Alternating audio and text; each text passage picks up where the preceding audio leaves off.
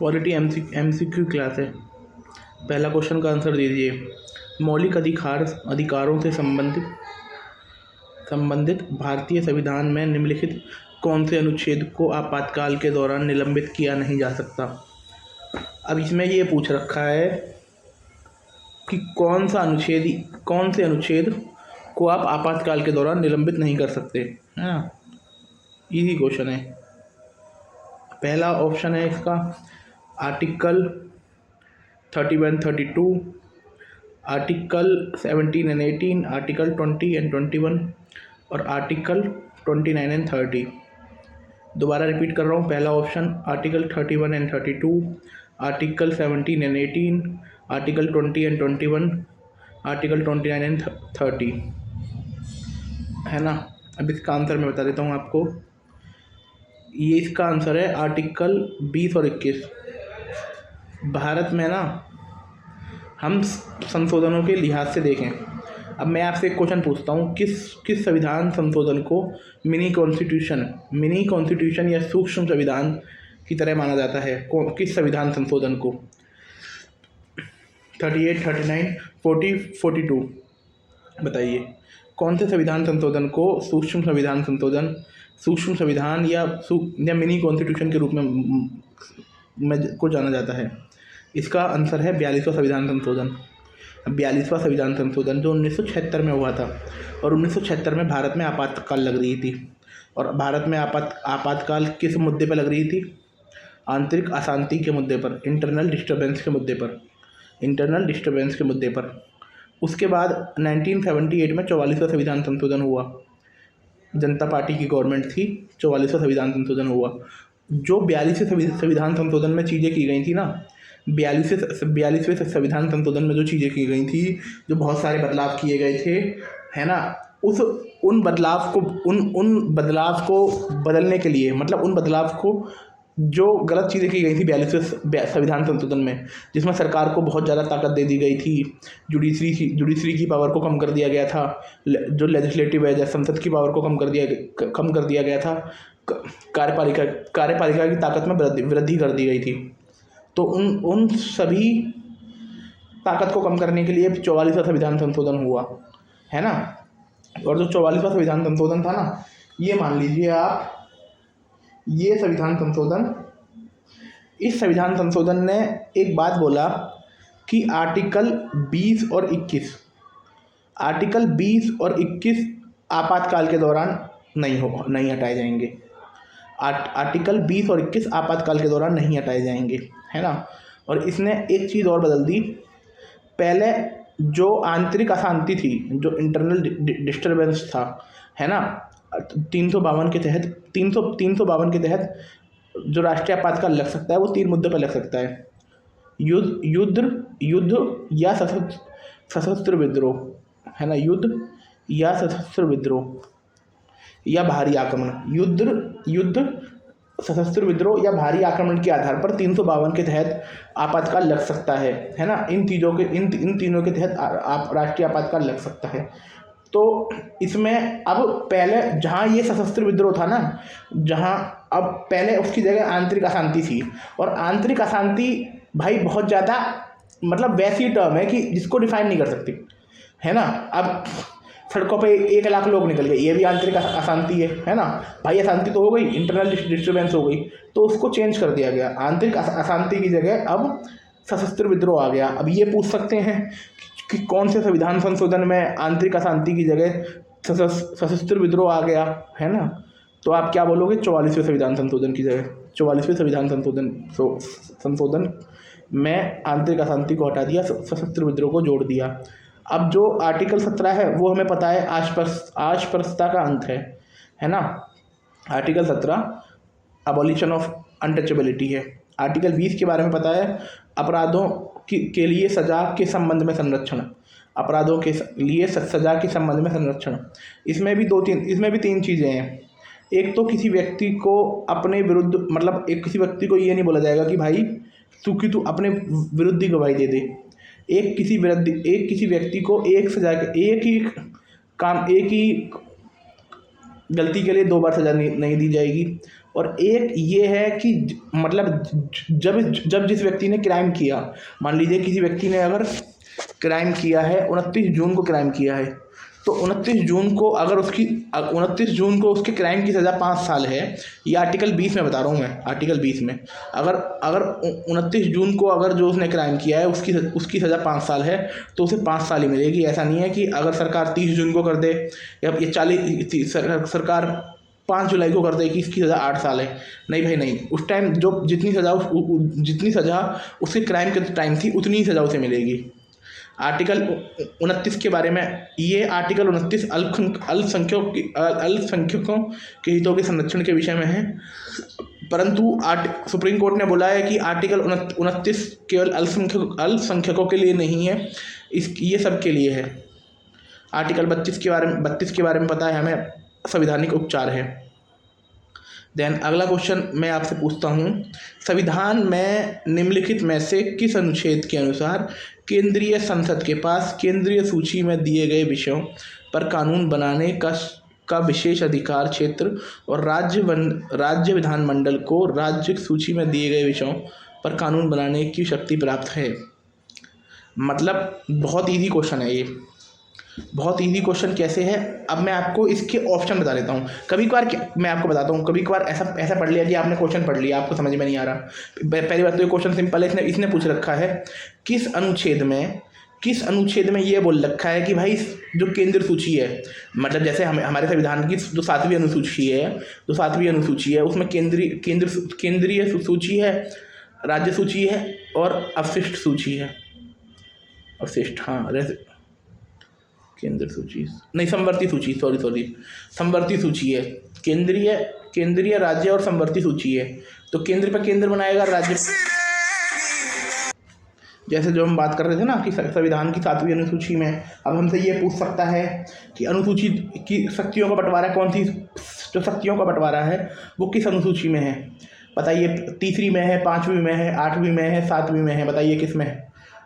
ये भी क्वेश्चन है, बताइए कि शक्तियों का बंटवारा किस अनुसूची में है?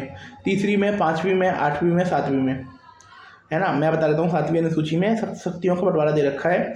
सब्जेक्ट दे रखे हैं कि भाई इन विषयों पर केंद्र बनाएगा, जैसे बैंक हो गया, इंश्योरेंस हो गया, और तुम्हारा स्टॉक मार्केट हो गया, इंटरनल सिक्योरिटी हो गया, स्पेस नहीं, और तुम्हारा टेलीकॉम हो गया। इन पे जो कानून इन पे जो बनाएगा वो बनाएगा केंद्र बनाएगा, है ना? और हेल्थ केयर हो गया और पुलिस हो गया, इन सब पे, जेल हो गई, इन सब पे बनाएगा स्टेट। और एक हो गया दोनों हो गए जिन पे दोनों कानून बना सकते हैं, जैसे कि क्या ऑप्शन हो, हाँ, इसमें भी कुछ विषय हैं, मैं आपको बाद में बता दूंगा। इन पर दोनों कानून बना सकते हैं। तो ये क्वेश्चन है कि कौन किस में कानून बनाएगा, तो इसमें ये पूछ रखा है कि केंद्र विषय में कानून बनाएगा, राज्य विषय में कानून बनाएगा। ये कौन से अनुच्छेद में बोल रखा है? अनुच्छेद पहला, ऑप्शन ए है 1 to 3 आर्टिकल 123, ऑप्शन बी है आर्टिकल 352, ऑप्शन सी है आर्टिकल 246, ऑप्शन डी है आर्टिकल 324, ऑप्शन डी है आर्टिकल 324। ये है आर्टिकल। अब देखो, अगर हमें ये क्वेश्चन नहीं आता तो आर्टिकल 1 to 3 प्रेसिडेंट के ऑर्डिनेंस पावर है, प्रेसिडेंट की अध्यादेश शक्तियाँ हैं आर्टिकल 1 to 3 में। आर्टिकल 352 में राष्ट्रीय आपातकाल है, ये हमको पता है। अब आर्टिकल 3234 में, अब मुद्दा उठता है आर्टिकल 234 जुडिशरी से जुड़ा हुआ है, स्टेट लेवल पे जो जुडिशरी होती है उससे जुड़ा हुआ है, ये डिस्ट्रिक्ट जज की अपॉइंटमेंट से जुड़ा हुआ है। अब जैसे ये मैं बता देता हूँ आपको ना, हम लोग सारे आर्टिकल याद नहीं रख सकते, पर हम देख सकते हैं कि कौन सा आर्टिकल किससे जुड़ा हुआ है। जैसे 352 से ले तक 360 तक आर्टिकल आते हैं, तो हम समझ जाएंगे कि भाई ये आर्टिकल राष्ट्रीय आपातकाल से जुड़ा हुआ है। अब ये 246 से ले तक और 250 तक आर्टिकल आते हैं, ये हम समझ जाएंगे क्योंकि हम केंद्र और राज्यों के बीच में ये आर्टिकल हैं। और आर्टिकल 52 से ले तक 123 तक, आर्टिकल 52 से ले तक 123 तक जो आर्टिकल आएंगे वो हम समझ जाएंगे कि हम केंद्र की कार्यकारिणी नहीं, आर्टिकल आर्टिकल 52 से ले तक आर्टिकल 147 तक, आर्टिकल 52 से ले तक आर्टिकल 147 तक ये केंद्र की कार्यकारिणी, केंद्र की विधायिका, केंद्र की न्यायपालिका से जुड़े हुए हैं। ठीक है। फिर 148, 149 और 151 तुम्हारा किससे जुड़े हुए हैं बताओ? ये जुड़े हुए हैं कैग से। ये आर्टिकल कैग से जुड़े हुए हैं। फिर आर्टिकल 152 से हमारा शुरू हो जाता है राज्य की कार्यकारिणी, जिसमें राज्यपाल है ना। तो इसमें आंसर बता दीजिए। आर्टिकल 1 to 3 है, 123 आंसर है, हम पहले डिस्कस कर चुके हैं। आर्टिकल 352 आंसर है, या 246 आंसर है, या 234 आंसर है। इसका आंसर बता दीजिए क्या है? इसका आंसर है 246।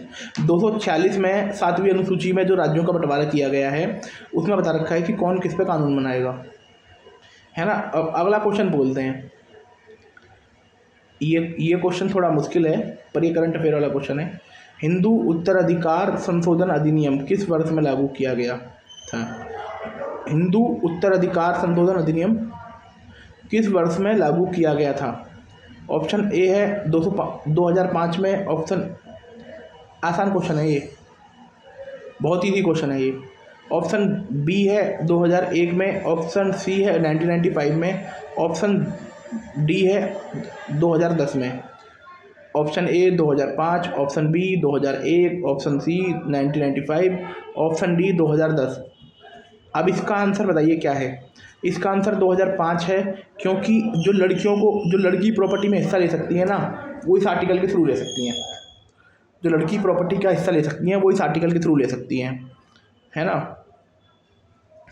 जो हमारा मूल अधिनियम है ना, वो 1956 का अधिनियम है, हिंदू उत्तराधिकार अधिनियम। हिंदू उत्तराधिकार अधिनियम एक अधिनियम होता है। जैसे मान लीजिए कोई अधिनियम बना 2024 में, कोई कानून का अधिनियम बना, जैसे अगर उसमें हम कुछ परिवर्तन करते हैं तो 2025 में, तो वो 2025 में संशोधन माना जाएगा। अधिनियम 2000। तो इसका आंसर है 2005। भारतीय संविधान के किस अनुच्छेद के अंतर्गत केंद्र सरकार राज्य सरकार को दिशा निर्देश दे सकती है? भारतीय संविधान के किस अनुच्छेद के अंतर्गत केंद्र सरकार राज्य सरकार को निर्देश दे सकती है? ये बताइए इसका आंसर क्या है कि कौन से अनुच्छेद के तहत, किस आर्टिकल के तहत केंद्र सरकार राज्य सरकार को निर्देश दे सकती है? आर्टिकल 256, आर्टिकल 263, आर्टिकल 356 और article 370। Again I am repeating you, article 256, article 263, article 356 और आर्टिकल 370। बताइए। अब जैसे मैं आपको बताता हूँ एक बात। जैसे कि ये क्वेश्चन है, ये क्वेश्चन देख लीजिए एक सेकंड के लिए। ये क्वेश्चन हमें मान लो नहीं आता क्वेश्चन हमें MCQ है, इसमें हमें एलिमिनेशन टेक्निक का यूज़ करेंगे हम। आप देखिए 370 पता है, ये हमें कश्मीर से जुड़ा हुआ है। 356 भी पता है हमें कि ये आपातकाल से जुड़ा हुआ है। अब 263, ये जो 263 है ना, ये इंटर स्टेट काउंसिल से जुड़ा हुआ है।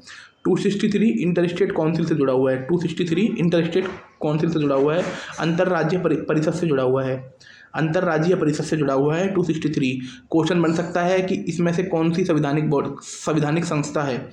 अंतर्राज्यीय परिषद, जिसका गठन राष्ट्रपति करता है, जिसे सरकारिया कमीशन था एक, सरकारिया कमीशन की रिकमेंडेशन पे बनाया गया था। आर्टिकल 263 है ना। और आर्टिकल 256 में बोल रखा है कि केंद्र सरकार ना राज्य सरकार को किसी काम करने के लिए निर्देश दे सकता है कि भैया ये काम करो।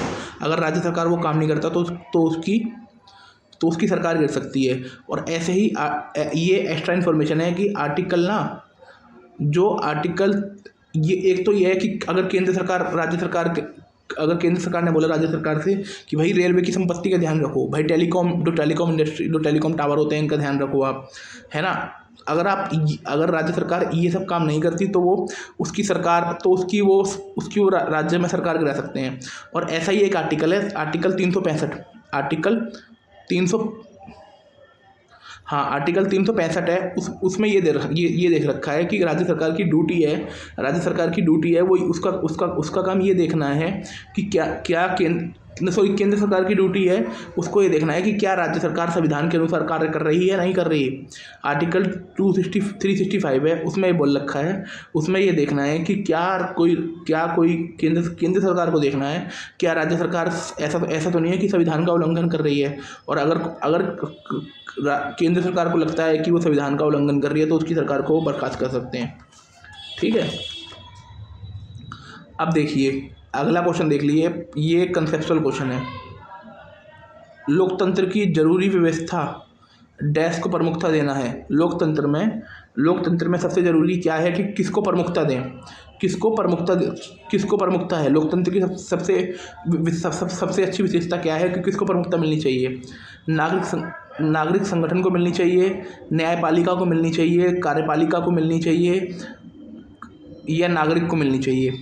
नागरिक संगठन, न्यायपालिका, कार्यकारी अधिकारी या क्या कार्यपालिका या नागरिक। अब बताइए इसका आंसर क्या है, रोक के बता दीजिए। इसका आंसर है नागरिक, क्योंकि जब हम प्रेम्बल को पढ़ते हैं, we the people of India, हम भारत के लोग। लोकतंत्र क्या होता है, लोगों का तंत्र। लोग खुद नहीं आ सकते, खुद कानून नहीं बना पा रहे, इसलिए उन्होंने चुना है, इसलिए उन्होंने सरकार को चुना है कि बेटे जाओ आप बनाओ। और जो लोकतंत्र की सबसे फेमस डेफिनेशन है अब्राहम लिंकन की, to the people, for the people, by the people, है ना। जनता का, जनता के लिए, जनता द्वारा शासन। ठीक है, अब अगला क्वेश्चन का आंसर दे दीजिए आप। योजना आयोग के पहले अध्यक्ष कौन थे। Rajendra Prasad, S Radhakrishnan, Jawaharlal Nehru, M Visvesvaraya. Rajendra Prasad, S Radhakrishnan, Jawaharlal Nehru, S Visvesvaraya. बताइए क्या आंसर था। योजना आयोग के पहले अध्यक्ष, आंसर है जवाहरलाल नेहरू। निम्नलिखित में से कौन सा युग्म भारतीय संविधान के अनुसार गलत है। इसमें मैच दे रखे हैं कि मैच मिलाना है कि कौन सा गलत है। वेरी इंपॉर्टेंट है, बहुत ईजी है।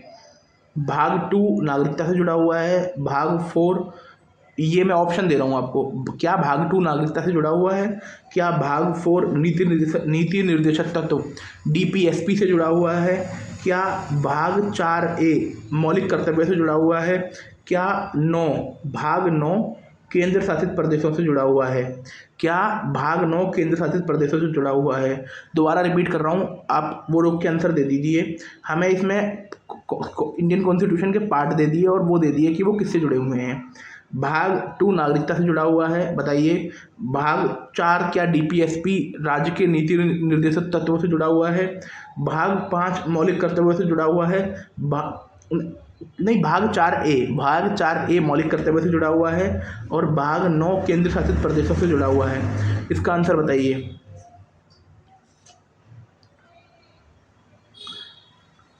उम्मीद है कि आप सब लोगों ने आंसर दे दिया होगा। इसका आंसर है ऑप्शन डी। जो भाग 9 है भारतीय संविधान का, भाग 9 वो जुड़ा हुआ है पंचायत से। भाग 9 जुड़ा हुआ है पंचायत से। भारत के संविधान में ना 73वां और 74वें संविधान संशोधन हुए थे, जिनमें शक्तियों को ना और नीचे लेवल पर, ग्राउंड लेवल पर बांटा गया था। जिसमें 73वें संविधान संशोधन के तहत भारत में 11वीं अनुसूची को जोड़ा गया था। 11वीं अनुसूची को जोड़ा गया था, है ना। और भारत में और एक नया भाग, मतलब भाग तो पहले से था और नए भाग के अंदर तुम्हारा इसको जोड़ा गया था, पंचायत को जोड़ा गया था। और जो केंद्र शासित प्रदेश है ना, जो केंद्र शासित प्रदेश है उसका भाग 8 है। भाग 8 केंद्र शासित प्रदेशों का है। बाकी तो ठीक है। अब अगला क्वेश्चन का आंसर दे दीजिए। भारत के राष्ट्रीय ध्वज पर चित्रित अशोक चक्र में कितनी तिल्लियां हैं। बहुत इजी क्वेश्चन है कि अशोक चक्र है, अशोक चक्र में कितनी तिल्लियां हैं। भारत पर जो राष्ट्रीय ध्वज में अशोक चक्र है उसमें कितनी तिल्लियां हैं, बताइए। 36 हैं, 24 हैं, 16 हैं, 32 हैं। 36, 24, 16, 32। इसका आंसर है 24। भारत के राष्ट्रीय ध्वज पर जो अशोक चक्र है उसमें 24 तिल्लियाँ हैं। भारत ने जो अपने राष्ट्रीय ध्वज को अपनाया था ना, वो 22 जुलाई 1947 को अपनाया था। भारत ने जो अपना राष्ट्रीय ध्वज अपनाया था तो वो 22 जुलाई 1947 को अपनाया था। भारत ने अपना राष्ट्रीय ध्वज कब अपनाया था? 22 जुलाई 1947 को। और 24 जनवरी 1950 को हमने क्या किया था? एक तो हमने जो राजेंद्र प्रसाद थे उनको राष्ट्रपति के रूप में चुना था। राजेंद्र प्रसाद को जो भारत के जो राजेंद्र प्रसाद थे उन्हें राष्ट्रपति के रूप में चुना था, पर उन्होंने जो अपनी शपथ ली थी, जो उन्होंने अपनी शपथ ली थी वो 26 जनवरी 1950 को ली थी। 24 जनवरी 1950 को हमने क्या किया? हमने भारत का राष्ट्रीय गान और राष्ट्रीय गीत को अपनाया, राष्ट्रीय ध्वज को अपनाया हमने 22 जुलाई 1947 को। परंतु 24 जनवरी 1950 को हमने भारत के जो पहले राष्ट्रपति का चुनाव किया था और हमने राष्ट्रीय गीत चुना था और राष्ट्रीय गान चुना था। ठीक है, अब अगला सुन लीजिए आप। निम्नलिखित में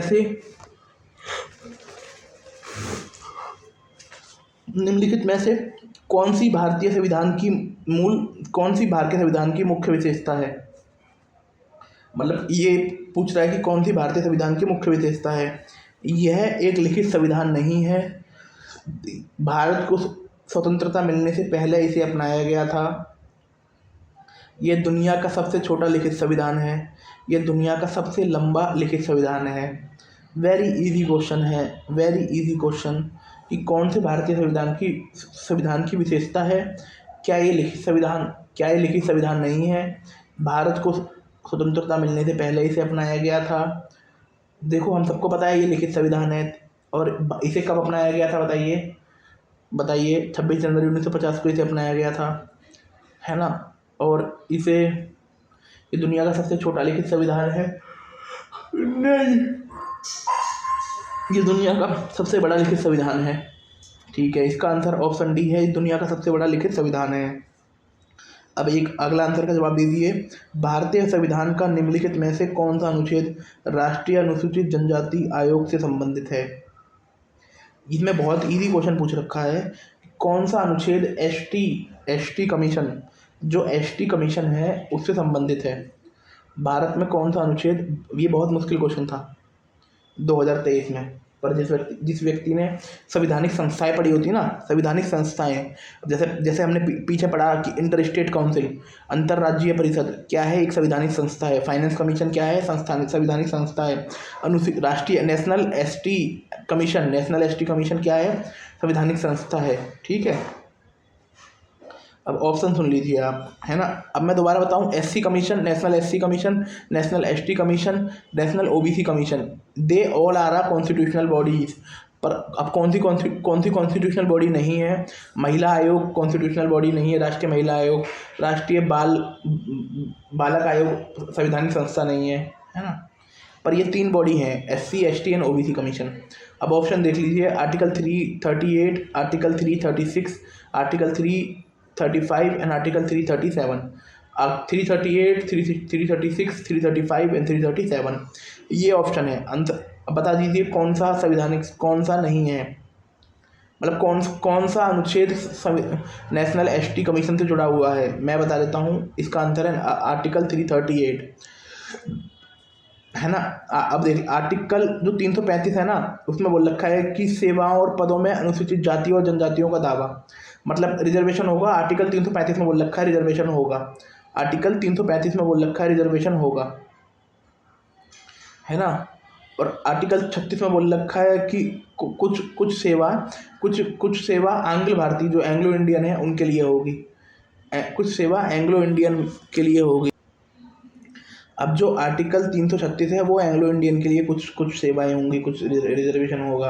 अब आप मान लीजिए हमारे संविधान में ना लोकसभा में 2 सीटें एंग्लो इंडियन के लिए थी नॉमिनेटेड, एंग्लो इंडियन के लिए फिक्स थी, है ना। लोकसभा में 2 सीटें एंग्लो इंडियन के लिए फिक्स थी, जिसे तुम्हारा ये नॉमिनेट करते थे, लोकसभा स्पीकर नॉमिनेट करते थे। परंतु 104वें संविधान संशोधन में इसको हटा दिया। 104वां संविधान संशोधन हुआ था उसमें इसको हटा दिया, 104वें संविधान संशोधन में हटा दिया। 104वें संविधान संशोधन के ऊपर क्वेश्चन बन सकता है आपसे। नेशनल ओबीसी कमीशन में ना, ये नेशनल ओबीसी कमीशन से जुड़ा हुआ है। चलो अब वो हम आगे डिस्कस करेंगे। अब आर्टिकल 337 में बोल रखा है कि एंग्लो इंडियन संविधान, मतलब कि ये आर्टिकल 337 भी एंग्लो इंडियन से जुड़ा हुआ है, आर्टिकल 336 भी एंग्लो इंडियन से जुड़ा हुआ है, और आर्टिकल 335 जुड़ा हुआ है SC ST कमीशन, मतलब रिजर्वेशन से जुड़ा हुआ है ना। और आर्टिकल 338 में, आर्टिकल 338 में देखो बहुत इंपॉर्टेंट क्वेश्चन मैं आपको बता रहा हूँ। अगर इसकी जगह राष्ट्रीय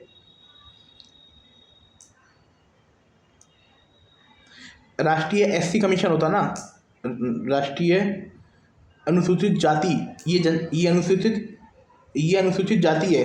अगर अनुसूचित जनजाति होता ना, अनुसूचित जनजाति, तो इसका आंसर जानते हो क्या होता? 338A, 338A। और इसकी जगह राष्ट्रीय अति पिछड़ा वर्ग आयोग, राष्ट्रीय अति पिछड़ा वर्ग आयोग, तो उस अति नहीं, अन्य पिछड़ा वर्ग आयोग होता ना, अन्य पिछड़ा वर्ग आयोग, उसका आंसर होता 338B। अब जैसे मैं इसी कॉन्स्टिट्यूशन में, इसी आर्टिकल के अंदर तीन संवैधानिक संस्थाएं आ गई। नेशनल SC कमीशन, उसके लिए आर्टिकल 338, नेशनल ST कमीशन, उसके लिए article 338A, national OBC commission, उसके लिए आर्टिकल 338B। ठीक है, अब अगला क्वेश्चन का जवाब दे दीजिए, बहुत इजी क्वेश्चन है। कहाँ गया ये रहा। भारत के संविधान का कौन सा अनुच्छेद राष्ट्रपति को एक अध्यादेश द्वारा GST परिषद के गठन का अधिकार देता है? भारत के संविधान, मतलब अब एक क्वेश्चन बताता हूँ मैं आपको। अब ये हमसे पूछ सकता है अगली बार तुम्हारा पेपर SSC कि GST परिषद का गठन कौन करता है? GST परिषद का गठन कौन करता है बताइए। अब ये पूछ लेगा कि GST परिषद का गठन कौन करता है, इसमें ऑप्शन दे देगा, क्या भारत के राष्ट्रपति करते हैं, क्या भारत के प्रधानमंत्री करते हैं, क्या भारत के वित्त आयोग करता है, क्या भारत के वित्त मंत्री करते हैं। अब जैसे बोल देगा कि GST परिषद का गठन कौन करता है, तो क्या भारत के राष्ट्रपति करते हैं, क्या भारत के प्रधानमंत्री करते हैं, क्या भारत के वित्त आयोग करता है, क्या भारत का वित्त मंत्री करता है। तो इसका आंसर है कि GST कमीशन है, जो GST परिषद है, GST काउंसिल, सॉरी मैं कमीशन बोल रहा था, GST काउंसिल है, जो GST काउंसिल है उसका गठन कौन करता है? उसका गठन करते हैं राष्ट्रपति जी। उसका गठन कौन करता है? उसका गठन करते हैं राष्ट्रपति जी। अब हमने, ये हमारी 5वीं संवैधानिक संस्था है, 5वीं संवैधानिक संस्था जो अब तक हम डिस्कस कर चुके हैं, है ना। ये हम डिटेल में जो पढ़ रहे हैं, ये केवल इसलिए पढ़ रहे हैं, और ये बेशक हमने अब तक 11 क्वेश्चन डिस्कस करे हैं, परंतु इनडायरेक्टली मैंने आपको बहुत सारे क्वेश्चन डिस्कस करा चुके हैं कि जो फ्यूचर में बनेंगे। हमारा काम है कि जो क्वेश्चन फ्यूचर में बने उनको देखना, है ना। अब हमारी कौन कौन सी संस्थाएं हमने देख ली। एक हमारी संस्था देख ली हमने, इंटर स्टेट काउंसिल, अंतर्राज्यीय परिषद, जो आर्टिकल 263 के तहत राष्ट्रपति इसका गठन करता है। सरकारिया कमीशन, जो सरकारिया कमीशन ने इसकी रिकमेंडेशन की थी, सरकारिया कमीशन ने रिकमेंडेशन दी थी, पहली बार 1992 में बनी थी, शायद 1992 या 1993 में बनी थी, पहली बार 1992 या 1994 में बनी थी। अब दूसरी हमने SC कमीशन देख लिया, national SC commission 338, national ST commission 338A, national OBC commission 338B। ये हमारी ये 4 बॉडी हो गई। 5वीं बॉडी हमारी कौन सी हो गई? GST काउंसिल, GST परिषद। उसका गठन कौन करता है? भारत का राष्ट्रपति करता है। और किससे करता है? अब ये पूछेंगे कि GST परिषद को पारित करने के लिए क्या तुम्हारा वो करना पड़ेगा, क्या तुम्हारा अनुच्छेद पारित, क्या तुम्हारा संसद में वो करना पड़ेगा, क्या बोलते हैं उसे, संसद में विधेयक लाना पड़ेगा? नहीं भाई, सिंपल है, राष्ट्रपति अनुच्छेद राष्ट्रपति वो ले आएगा, अध्यादेश ले आएगा। और वो अध्यादेश, अब ये पूछ सकते हैं कि ये वेरी इंपॉर्टेंट, मतलब अध्यादेश नहीं, आदेश, राष्ट्रपति आदेश दे देगा, राष्ट्रपति एक लेटर साइन कर देगा, वो होगा। अब चलो एक क्वेश्चन मैं आपसे पूछता हूँ, ये हम पीछे डिस्कस कर चुके हैं, अगर आपने ध्यान से सुना हो। राष्ट्रपति कौन से अनुच्छेद के तहत, संविधान के कौन से अनुच्छेद के तहत अध्यादेश लेके आता है? राष्ट्रपति कौन से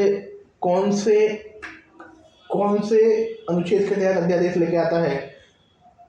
आर्टिकल 58, आर्टिकल 62, आर्टिकल 120, आर्टिकल 123।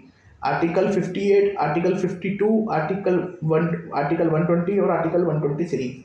इसका आंसर है राष्ट्रपति जो अध्यादेश लाता है 123, वे 123 संशोधन के तहत लेके आता है। अब हम ये जीएसटी परिषद के बारे में जो ऑप्शन थे उस पर आ जाते हैं हम। अब जीएसटी परिषद का गठन कौन करता है? राष्ट्रपति करता है। ये फ्यूचर क्वेश्चन है जो फ्यूचर में पूछ सकता है कि जीएसटी परिषद का गठन कौन करता है। अब ये कौन से आर्टिकल के तहत होती है? ये आर्टिकल 277A के तहत होती है? क्या ये 278A के तहत होती है? क्या ये 279 279A के तहत होती है? क्या ये 280 के तहत होती है? 277A के तहत होती है, 278A के तहत होती है, 279A के तहत होती है, क्या 280A के तहत होती है? बताइए इसका आंसर क्या है। मैं बता देता हूँ, इसका आंसर है 279A। जीएसटी परिषद का गठन कौन करता है? और मैं आपको एक और अदर फैक्ट बता देता हूँ। अगर जीएसटी परिषद में कोई भी फैसला लेना है तो 3/4 से फैसला होगा, मतलब मिनिमम 75% वोट चाहिए। मिनिमम 75% वोट चाहिए। और एक फैसला और मैं बता देता हूँ, जो जीएसटी परिषद है ना, उसमें 1/3 वोट, मतलब ये सेंट्रल और स्टेट की मिलकर, एक स्टेट से मिलकर बनती हैं। इसमें से 1/3 वोट किसके पास है? 1/3 वोट है तुम्हारा केंद्र के पास।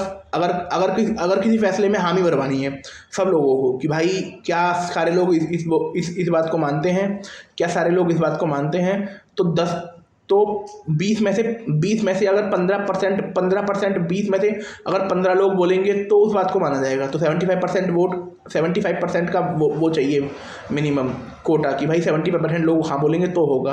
और अगर जो वोटिंग पावर है, जैसे वोटिंग पावर डिवीजन है कि किसको कितनी वोटिंग पावर मिलेंगी, सारे राज्यों को मिला के वोटिंग पावर मिलती है 66%।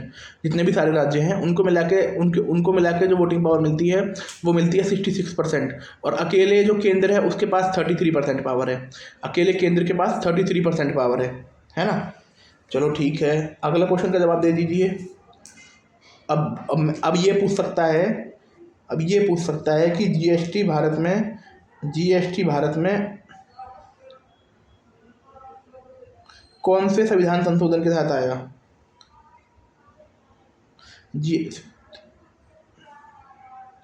ये पूछ सकता है जीएसटी भारत में कौन से संविधान संशोधन के तहत आया? क्या 99 था, क्या 100 था, क्या 101 था या 102 था? 99, 100, 101, 102 कौन से संविधान संशोधन के तहत भारत में जीएसटी लाया गया? बताइए। इसका आंसर है 101वां संविधान संशोधन। 101 का सगुन होता है ना, वैसे ही 101वां संविधान संशोधन के तहत भारत में जीएसटी लाया गया था। अब अगला क्वेश्चन बता दीजिए, निम्नलिखित में से किस मंत्रालय ने राष्ट्रीय कौशल निगम नेशनल स्किल डेवलपमेंट कॉरपोरेशन की स्थापना की? मतलब कौन सा मंत्रालय नेशनल स्किल डेवलपमेंट काउंसिल की स्थापना करी? जैसे इसने हमसे पूछा है कि राष्ट्रीय नेशनल स्किल डेवलपमेंट की स्थापना किसने की थी? नेशनल स्किल डेवलपमेंट की स्थापना, राष्ट्रीय कौशल विकास निगम की स्थापना किसने की थी, है ना। तो इसका आंसर बोल रखा है, अब राष्ट्रीय कौशल विकास निगम नेशनल स्किल डेवलपमेंट कॉरपोरेशन की स्थापना किसने की थी? पहला आंसर है कौशल विकास और उद्यमिता मंत्रालय, दूसरा आंसर है जनजातीय कार्य मंत्रालय, तीसरा है शिक्षा मंत्रालय, चौथा है वित्त मंत्रालय। नेशनल स्किल डेवलपमेंट कॉरपोरेशन की स्थापना किसने की थी? नेशनल स्किल डेवलपमेंट कॉरपोरेशन की स्थापना किसने की थी? राष्ट्रीय कौशल विकास निगम की स्थापना किसने की थी? पहला ऑप्शन है कौशल विकास और उद्यमिता मंत्रालय, दूसरा ऑप्शन है जनजातीय कार्य मंत्रालय, तीसरा ऑप्शन है शिक्षा मंत्रालय, चौथा ऑप्शन है वित्त मंत्रालय। बताइए। इसकी स्थापना की थी वित्त मंत्रालय ने। अब देखो इसमें पेच है, इसमें बहुत इंपॉर्टेंट चीज़ है। स्थापना तो की थी इसकी वित्त मंत्रालय ने, है ना, फाइनेंस मिनिस्ट्री ने। परंतु अब जो ये आता है कौशल विकास और उद्यमशीलता मंत्रालय के तहत। अब जो आता है ये नेशनल स्किल डेवलपमेंट कॉरपोरेशन, इसका इस्टेब्लिशमेंट तो किया था इसका फाइनेंस मिनिस्ट्री ने। और अब जो ये मतलब अब ये करंटली किसके अंडर है, अब ये पूछ सकता है करंटली किसके अंडर है, ये पूछ सकता है अब इसका आंसर है कौशल विकास और उद्यमिता मंत्रालय के अंदर आता है। और जो नेशनल स्किल डेवलपमेंट कॉरपोरेशन है इसकी स्थापना 2008 में हुई थी, इसकी स्थापना 2008 में हुई थी। अब अगला क्वेश्चन ले लीजिए, 2016 में किस संविधान संशोधन ने जीएसटी परिषद की स्थापना का प्रावधान किया। ये हम पीछे डिस्कस कर चुके हैं कि ना, कि 2016 में जो जीएसटी परिषद की स्थापना की वो किस संविधान संशोधन ने की। 99, 100, 103, 101, 99, 100, 103, 101। बताइए इसका आंसर क्या है, बताइए क्या है इसका आंसर। इसका आंसर है 101वां संविधान इसका एक है 101वां संविधान संशोधन। अब मैं आपसे एक क्वेश्चन और पूछता हूँ, चलो बताइए। जो जीएसटी लाया गया वो भारत में निम्नलिखित में से किस कारण के तहत लाया गया था। जो भारत में जीएसटी लाया गया वो निम्नलिखित में से किस कारण के तहत लाया गया था। ऑल टैक्स वन टैक्स के तहत लाया गया था, ऑल टैक्स वन टैक्स के तहत लाया गया था, ऑल स्टेट वन टैक्स के तहत लाया गया था, ऑल टैक्स वन टैक्स के तहत लाया गया था, ऑल स्टेट वन टैक्स के तहत लाया गया था, वन नेशन वन टैक्स के तहत लाया गया था, और ऑल नेशन वन टैक्स के तहत लाया गया था। बताइए, one nation one tax, all state one tax, all tax one tax. ये क्वेश्चन आप ये आपको थोड़ा कंफ्यूज करेगा, मैं दोबारा रिपीट कर रहा हूँ। जीएसटी निम्नलिखित में से किस कारण लाया गया था। तो जीएसटी लाया गया था भारत में। अब ये पूछे क्यों लाया गया था। पहली बात तो हमने जीएसटी से जुड़ी हमने काफ़ी सारी चीज़ें डिस्कस कर ली, जिसमें से क्वेश्चन बन सकता है कि ये कौन से संविधान संशोधन के तहत जीएसटी परिषद का गठन किया गया। ये हमने गठन कर लिया इसका 101 संविधान संशोधन के तहत। इसे कौन वो करता है, कौन बनाता है इसे, तो वो बनाता है राष्ट्रपति। और ये कौन से संविधान के अनुच्छेद के तहत आती है, ये आती है तुम्हारा आर्टिकल 279A के तहत आती है ना। क्या जीएसटी एक कॉन्स्टिट्यूशनल बॉडी है, क्या जीएसटी संवैधानिक संस्था है। हाँ भाई, संवैधानिक संस्था है। जीएसटी में अगर किसी चीज़ को पास करना है तो मिनिमम कितने परसेंट वोट चाहिए, 75% से ऊपर वोट चाहिए। जीएसटी में जो केंद्र की वोटिंग पावर है, जैसे हर आदमी को वोटिंग पावर मिलती है ना, तो केंद्र की वोटिंग पावर कितनी है, वो 33% है, और राज्य की वोटिंग पावर कितनी है, वो 66% है। ठीक है, अब मैं ये पूछ रहा हूँ, जो भारत में जीएसटी लाया गया था वो निम्नलिखित में से किस कारण के तहत लाया गया था। भारत में जो जीएसटी लाया गया था वो निम्नलिखित में से किस कारण के तहत लाया गया था। All taxes one tax, option A है ये, all taxes one tax, all state one tax, all nation one tax, one state one nation one tax, all taxes one tax, all state one tax, all nation one tax, या फिर one nation one tax के तहत लाया गया था। बताइए इसका answer क्या है। ये तो मैं आपसे पूछ रहा हूँ, ये घुमा फिरा के पूछ रहा हूँ, मुझे पता है। इसका आंसर है वन नेशन वन टैक्स के तहत जीएसटी लाया गया था। अब ले लीजिए, अब इसका अगला क्वेश्चन हम डिस्कस करने वाले हैं। बताना, वर्ष 1950 में भारत के पहले गणतंत्र दिवस के कार्यक्रम के दौरान किस विशिष्ट अतिथि रहे राष्ट्रपति सुकार्नो। जो राष्ट्रपति सुकार्नो थे वो किस देश के राष्ट्रपति थे। मतलब इसमें बोल रखा है कि जैसे ये क्वेश्चन से दो क्वेश्चन बन सकते हैं कि भारत का जो पहला गणतंत्र दिवस हुआ था, अब जैसे इसने पूछ रखा है कि जो राष्ट्रपति सुकार्नो थे वो 1950 में, राष्ट्रपति सुकार्नो 1950 में जो भारत का पहला गणतंत्र दिवस कार्यक्रम हुआ था, जो परेड निकलती है ना, हम सबने देखा है परेड निकलती है, तो वो कौन से देश के मेंबर थे, मतलब कौन से देश के राष्ट्रपति थे। बताइए। ऑप्शन ए है मलेशिया, ऑप्शन बी है इंडोनेशिया, ऑप्शन सी है सिंगापुर, ऑप्शन डी है मालदीव। ऑप्शन ए है मलेशिया, ऑप्शन बी है इंडोनेशिया, ऑप्शन सी है सिंगापुर, ऑप्शन डी है मालदीव। बताइए, इसका आंसर है इंडोनेशिया। अब मैं आपको एक फैक्ट बताता हूँ। 1950 में भी ये थे, और 2025 में भी जो इंडोनेशिया 2025 में भी जो भारत के स्टेट जो भारत के गेस्ट थे स्वतंत्र गणतंत्र दिवस की परेड में, वो भी इंडोनेशिया के थे। उनका नाम था pro bono pro Prabowo Prabowo Subianto Prabowo Subianto Prabowo सुब जो प्रो जो पर परबोवो परबोवो सुबियांटो थे, जो भारत के 2025 में जो गणतंत्र दिवस था, जो उसके गेस्ट थे वो भी थे। उनका नाम था प्रोबोवो सुबियांटो। वो कौन से देश के थे? वो भी इंडोनेशिया के थे। 2024 में जो भारत के गेस्ट थे उनका वो थे इमैनुअल मैक्रोन। 2024 में कौन थे? इमैनुअल मैक्रोन, वो फ्रांस के थे। और 2025 में अब्दुल फतेह सीसी करके थे, वो इजिप्ट के थे, है ना। अब ये जो क्वेश्चन हम जो पढ़ रहे हैं ना, उसे करंट के साथ रिलेट कर रहे हैं। 2025 में भारत के गेस्ट कौन तो थे? परबोवो सुबियांटो, ये इंडोनेशिया के थे। ये देखो, और जो भारत में पहले कौन से थे? अब ये पूछ लेगा पहले कौन से थे?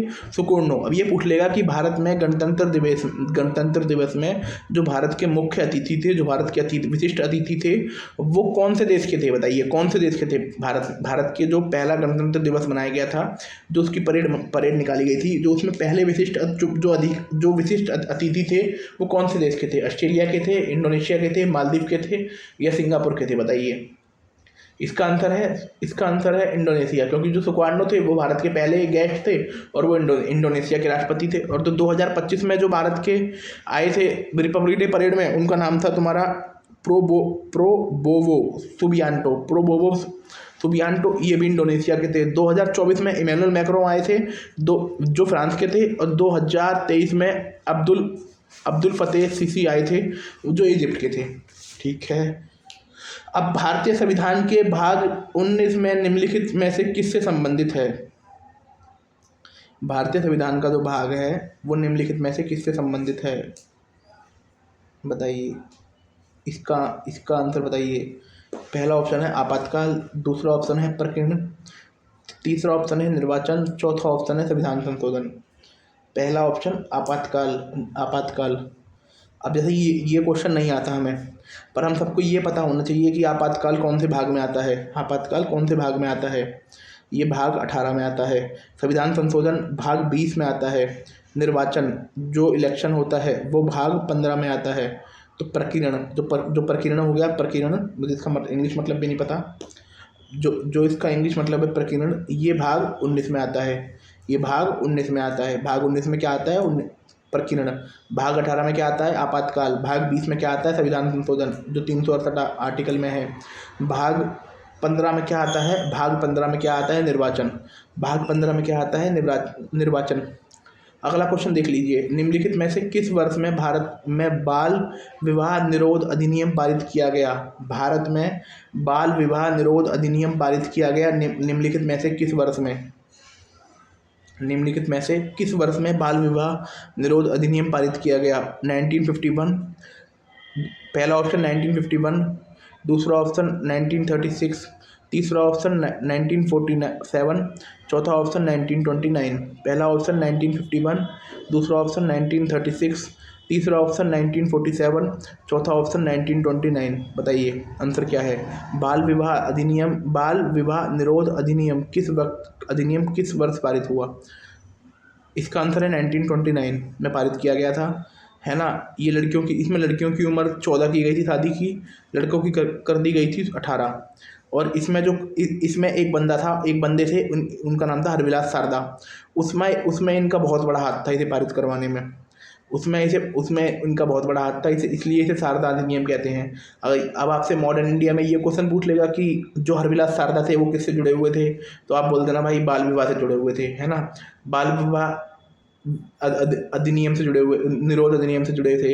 अब ये पूछ लेगा कि शारदा अधिनियम किससे जुड़ा था? शिक्षा से जुड़ा था, स्वास्थ्य से जुड़ा था, कृषि से जुड़ा था, या बाल विवाह निरोध से जुड़ा था? शारदा अधिनियम किससे जुड़ा हुआ था? वो जुड़ा था बाल विवाह निरोध अधिनियम से, बाल विवाह निरोध अधिनियम से। देख लो हमने इस क्वेश्चन से ही 3 क्वेश्चन बना दिए। हरविलास शारदा किससे जुड़े हुए थे? बाल विवाह। अब भी बोल देगा क्या वो कास्ट सिस्टम को हटाने में जुड़े थे? क्या वो एजुकेशन से जुड़े हुए थे? क्या वो क्रांतिकारी थे? नहीं भाई, वो क्रांतिकारी नहीं थे। वो बाल विवाह में रोकने की मदद कर वो बाल विवाह को रोकने के लिए मदद कर रहे थे। अब ये बोल देगा कि क्या क्वेश्चन क्या अब ये बोल देगा कि जो जो शारदा अधिनियम है वो क्या एजुकेशन से जुड़ा हुआ है? हम बोलेंगे भाई माँ शारदा, सरस्वती माँ। तो हमें लग सकता है नहीं भाई, शारदा अधिनियम बाल विवाह निरोध अधिनियम से जुड़ा हुआ है। अब अगला ऑप्शन लीजिए।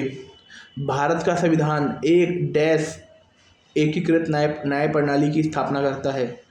भारत का संविधान एक डैश एकीकृत न्याय प्रणाली की स्थापना करता है। अब पहला ऑप्शन है बहुस्तरीय, दूसरा ऑप्शन है द्विस्तरीय, तीसरा ऑप्शन है एकल स्तरीय, चौथा ऑप्शन है त्रिस्तरीय। पहला ऑप्शन बहुस्तरीय, दूसरा ऑप्शन द्विस्तरीय, तीसरा ऑप्शन एकल स्तरीय, चौथा ऑप्शन त्रिस्तरीय। भारत का संविधान एक डैश एकीकृत न्याय प्रणाली की स्थापना करता है या प्रदान करता है। पहला ऑप्शन बहुस्तरीय, दूसरा ऑप्शन द्विस्तरीय, तीसरा ऑप्शन एकल स्तरीय, चौथा ऑप्शन त्रिस्तरीय। बताइए। ऑप्शन सी इसका आंसर है एकल स्तरीय। भारत का संविधान एक एकल स्तरीय एकीकृत और स्वतंत्र न्याय प्रणाली की स्थापना करता है। भारत का संविधान एक एकल स्तरीय एकीकृत और स्वतंत्र न्याय प्रणाली की स्थापना करता है ना। भारत की न्याय प्रणाली में सर्वोच्च जो भारत की न्याय प्रणाली है उसमें, अब जैसे मैं आपसे एक क्वेश्चन बोलता हूँ, कल को ये बोलेगा कि क्या भारत में केंद्र सरकार राज्य सरकार केंद्र सरकार के अधीन काम करती है? ये पूछेगा आपसे। क्या भारत में राज्य सरकार केंद्र सरकार के अधीन काम करती है ना। हम लोगों को लगेगा हाँ भाई करती है। नहीं भाई, नहीं करती। केंद्र सरकार स्वतंत्र है, राज्य सरकार स्वतंत्र है, परंतु जो हाई कोर्ट है वो सुप्रीम कोर्ट के अंडर काम करते हैं।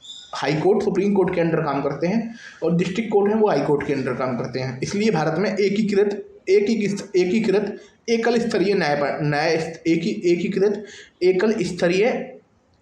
प्रणाली है। एकीकृत एकल स्तरीय न्याय प्रणाली है। ठीक है।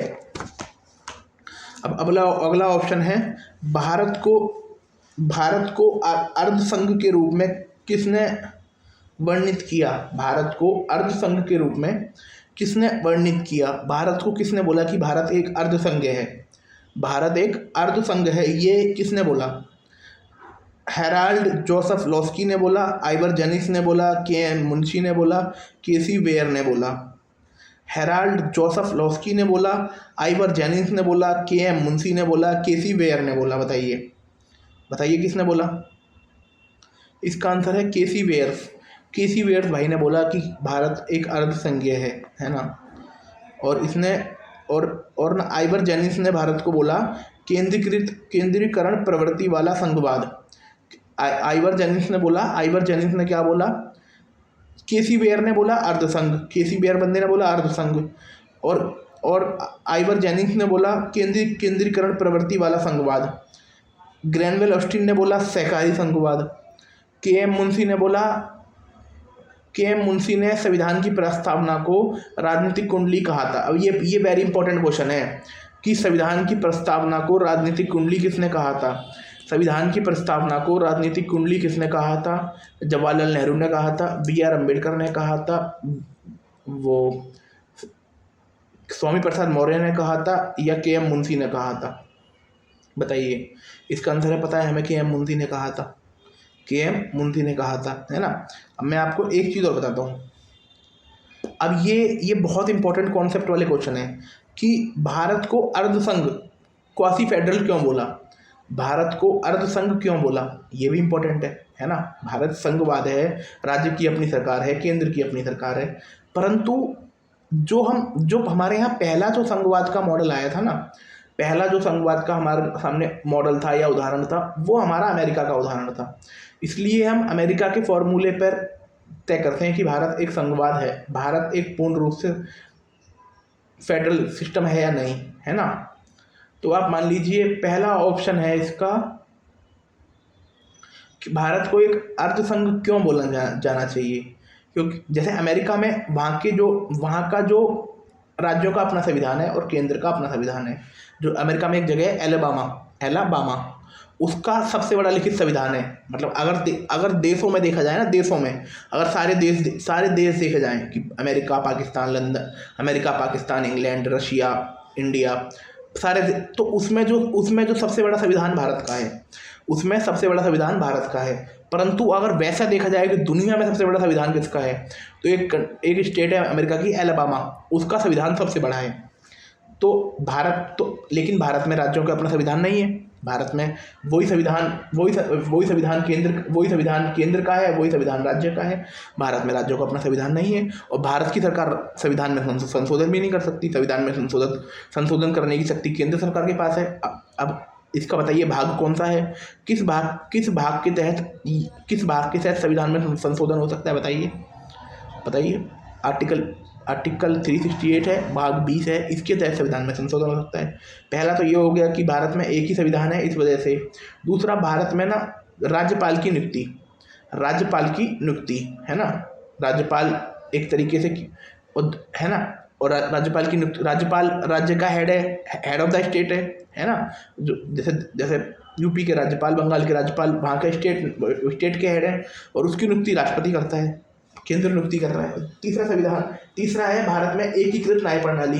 जैसे सुप्रीम कोर्ट हाई कोर्ट के अंडर काम करता है, हाई कोर्ट डिस्ट्रिक्ट कोर्ट के अंडर काम करता है। परंतु आप यूएसए में चले जाओगे, वहाँ पर स्टेट का अपना सुप्रीम कोर्ट होगा, सेंटर का अपना सुप्रीम कोर्ट होगा। इसका आंसर है नागरिकता। अमेरिका के लोगों की अलग नागरिकता होगी और वहाँ की स्टेट की अलग नागरिकता होगी। भारत में पूरे भारत के लोग एक ही नागरिक है, सब इंडियन है। अगला है भारत में ना जो आपातकाल शक्ति है, भारत में आपातकाल के दौरान क्या होता है, सारी शक्ति केंद्र सरकार के पास चली जाती है। सारी शक्ति चली जाती है। ये सब और भी चीज़ें हैं, है ना। अभी वो उतना टाइम नहीं है डीप में पढ़ाने का, परंतु इन सब विशेषताओं के कारण अब ये पूछ लेगा, बहुत सारी विशेषता दे देगा, तो ये बोलेगा कि बताओ इनमें से कौन सी विशेषता है जो भारत को एक अर्धसंघ बनाती है। अब जो विशेषता मैंने आपको बता दी, ये बोलेगा कि इनमें से कौन सी विशेषता है जो भारत को एक अर्धसंघ बनाती है। तो इसका आंसर आप बताना।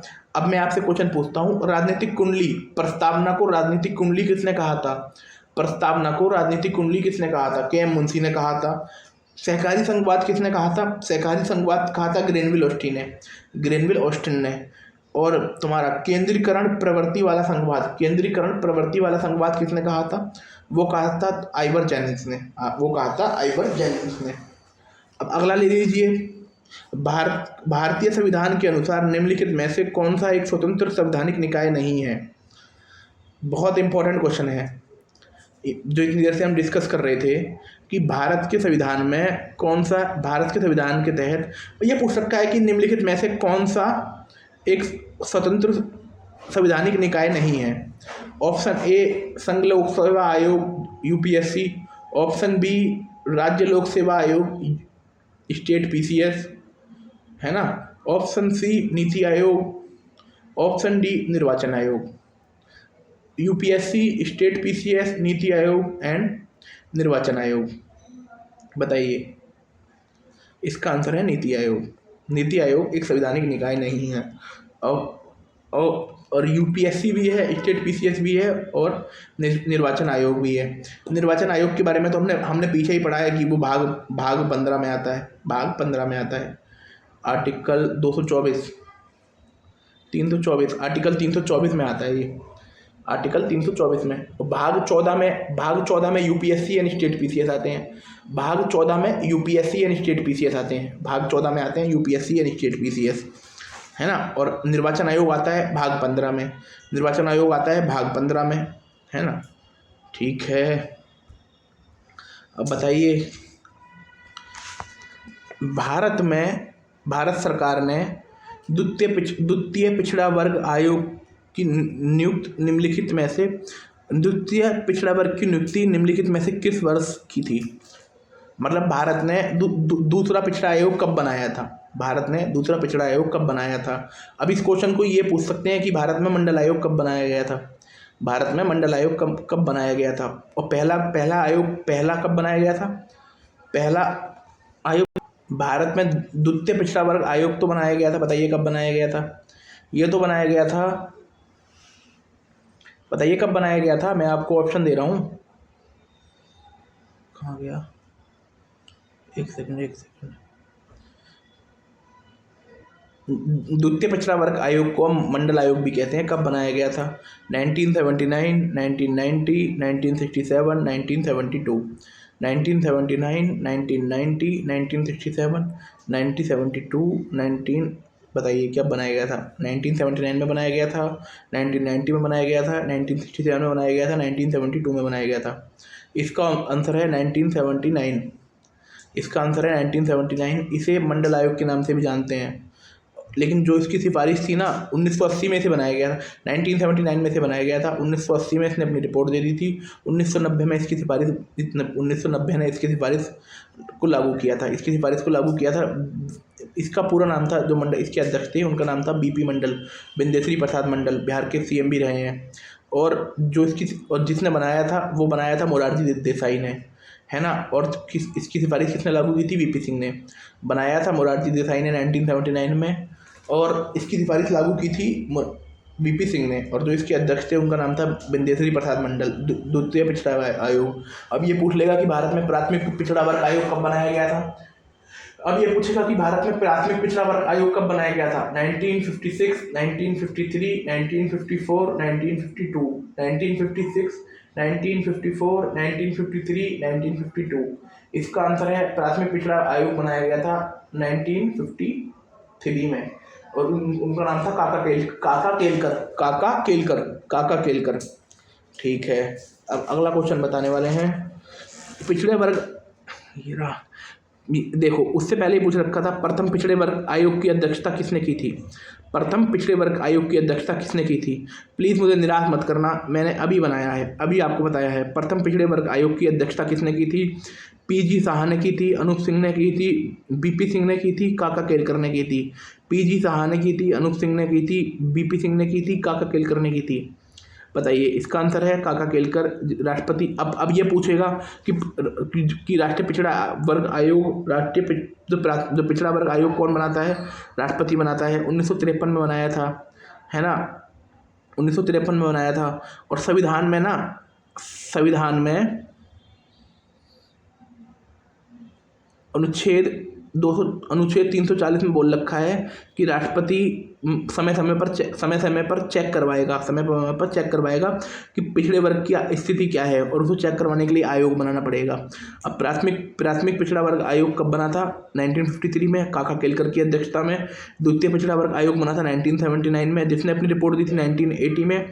और ये बना था तुम्हारा किसकी अध्यक्षता में? बिंदेश्वरी प्रसाद मंडल की अध्यक्षता में। किसने बनाया था? मोरारजी देसाई ने।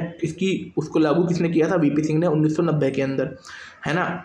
अब जो राष्ट्रीय पिछड़ा वर्ग आयोग है, ये एक संवैधानिक बॉडी है, वो हमें पता है। 102 संविधान संशोधन से 102 संविधान संशोधन से इसे एक संवैधानिक बॉडी का दर्जा मिला है। 102 संविधान संशोधन 2018 से इसे एक संवैधानिक संस्था का दर्जा मिला है। अब इससे पहले ये 38B में, जो मैंने आपको पहले बताया था, 338 में कौन सी है? 338 में कौन सी है? National SC commission. 338A में कौन सी है?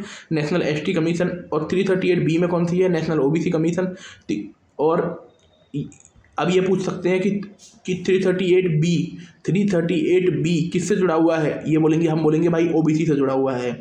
बी हो गया ना, बी, ओबीसी, तो हम बोल देंगे बी से जुड़ा हुआ है। 338 किससे जुड़ा हुआ है? नेशनल एसटी से जुड़ा हुआ है। 338A किससे जुड़ा हुआ है? नेशनल एसटी से जुड़ा हुआ है। 338 किससे जुड़ा हुआ है? नेशनल एससी से जुड़ा हुआ है। अब ये पूछ लेंगे आर्टिकल 338B और 342, आर्टिकल 338B और 342A कौन से संविधान संशोधन से जोड़ा गया? 102 संविधान संशोधन से। अब ये पूछ लेंगे किस संविधान संशोधन ने राष्ट्रीय पिछड़ा वर्ग आयोग को संवैधानिक बनाया? तो हम बोल देंगे 102वें संविधान संशोधन ने, 102वें संविधान संशोधन ने। अब ये बोल रखा है। ठीक है, चलो आगे देखते हैं। भूटान का संविधान निम्नलिखित में से किस तिथि को लागू किया गया था? भूटान का संविधान कौन सी डेट को लागू किया गया था? 25 अगस्त 2003, 12 जून 2000, 18 जुलाई 2008, 9 अक्टूबर 1998। भूटान का संविधान कब लागू किया था? 25 अगस्त 2003, 12 जून 2000, 18 जुलाई 2008, 9 अक्टूबर 1998। इसका आंसर है 18 जुलाई 2008 को भूटान का संविधान लागू किया था। अब इसने हमसे क्वेश्चन पूछा है,